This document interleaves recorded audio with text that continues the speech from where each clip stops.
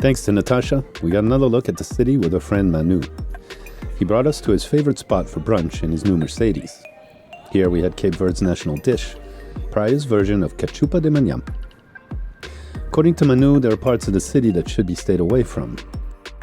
So he showed us around some of the best of Praia, much to Nat's satisfaction.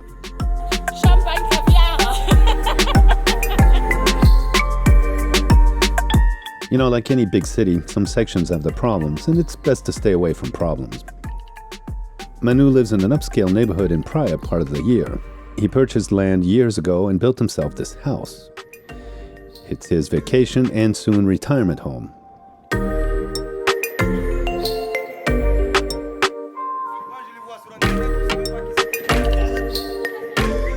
He rents out 3 apartments and has the upper sections for he and family. He had to put in a special ramp for his low-riding Mercedes. When Manu's in Marseille France, he's busy running his business, a Cape Verdean and African specialty shop. Well, Cape Verdeans never cease to amaze me.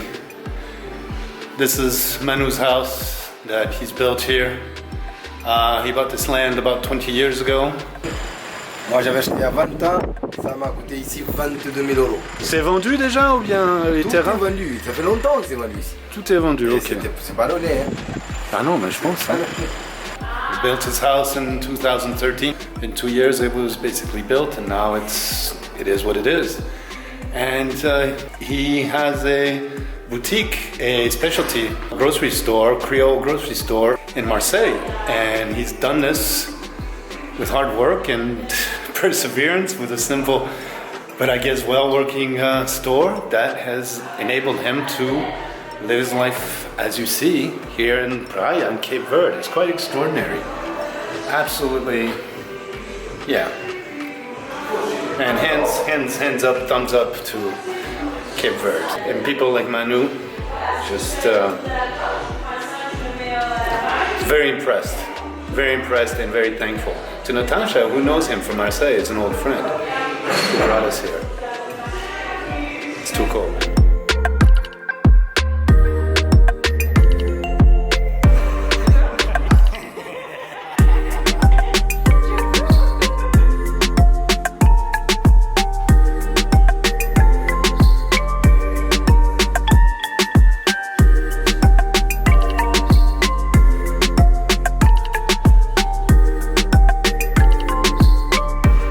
Carlos had to fly back for an urgent affair back in Mindelo. He taxied by to say goodbye and to leave us the keys to the apartment.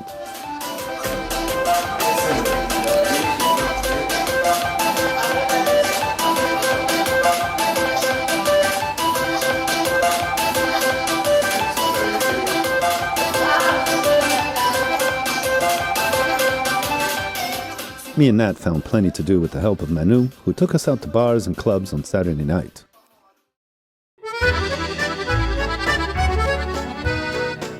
And on our own, just a few blocks away from our apartment, we found a taste of Natasha's southern France. We are chez Bruno, in his French gourmet food store. His southern French accent gave away his origins. And his store is stocked with the best of French foods and local meats, selected and cured by Bruno. Nat bought a bottle of her favorite wine, and Bruno gave us some of his special homemade blood sausage.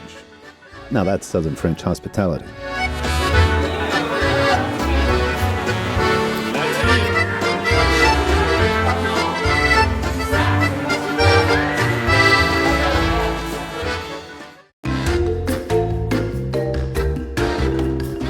Back in Tarrafal, we found Galopin to be well taken care of by the pirate captain and his family.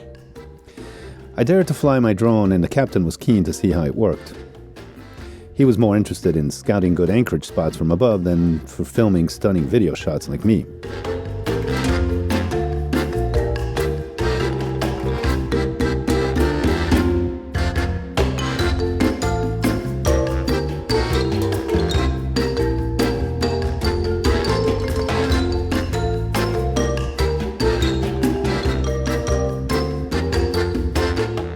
I struggled a bit with the little flying insect, almost hitting this boat's mast.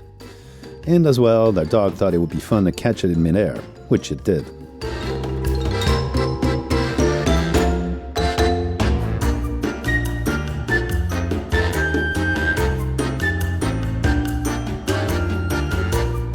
I managed to get a few shots when the wind was relatively calm.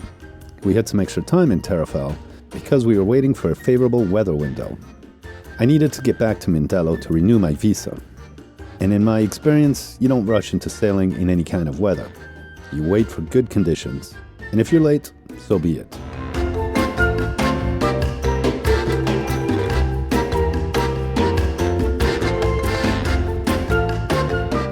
While we were away in Praia, the family kept watch over Galapan.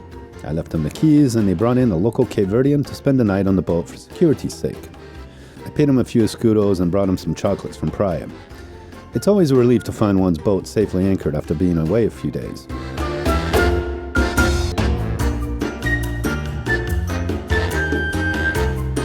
Unfortunately, I discovered this cool bar shack a little too late. It was next to our last day here when I first went to it. The reason I went there is I scouted the rocks as a place to take off the drone. Close to the water, plenty of sand for a crash, and not too much wind and good for landing.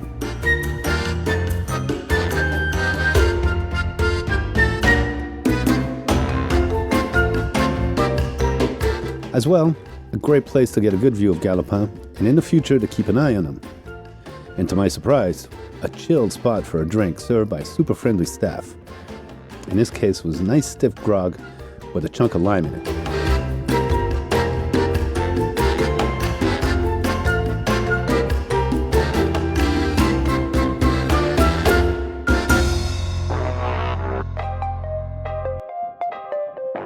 Tarrafal is a wonderful spot. We'll have to come back, because we're going back.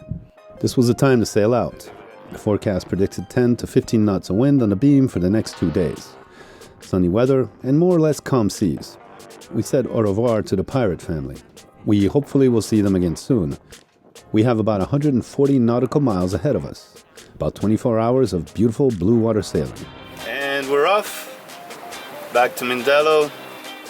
It's a little after 10. Leaving the beautiful island of Santiago. Very, very, very nice. Several days there. And should be about a 24-hour trip back to Mindelo. We're kind of going upwind. It's a more beam reach, a little bit close, but I try to squeeze close reach so we keep a good bearing. Nat's at the helm for the moment. Everything seems to be going great. Beautiful day. Maybe I'll throw out the fishing line.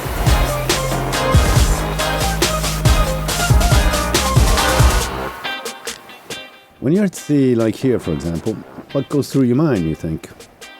Well, lots of things. Like, what's that noise the boat is making? Is something going to break? Does that mean I'll have to fix it later? Then you can easily overthink.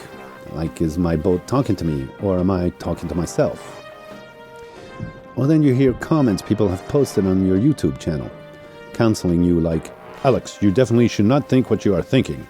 The proper way to think and sail is tethered to the toilet and keeping watch through the porthole. And how you'd reply, Dear Nincompoop 869, although I respect your opinion and being several miles on the open sea, I find that your suggestion actually floats my boat. Then sometimes I'll put on some music to stop the talking in my head, which is drowned out by the 360-degree surround sound. And finally, this is for Larry, one very kind and long-time Patreon supporter. I want to respond to your sensible comment, which was, why don't I just leave the sound of the ocean? This is for you, Larry.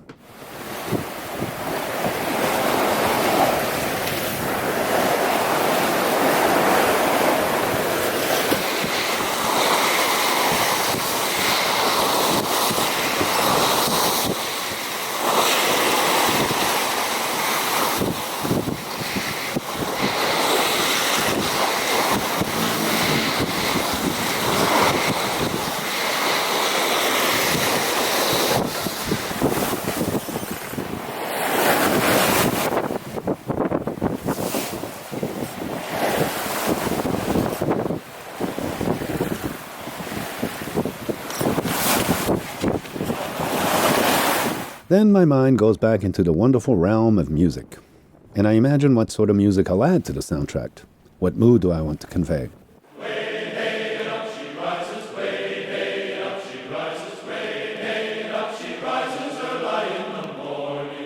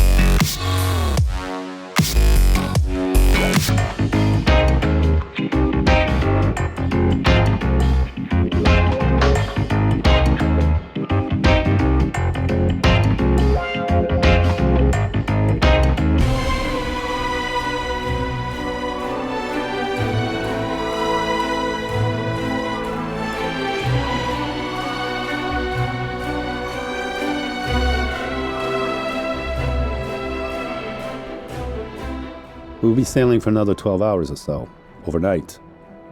See you soon.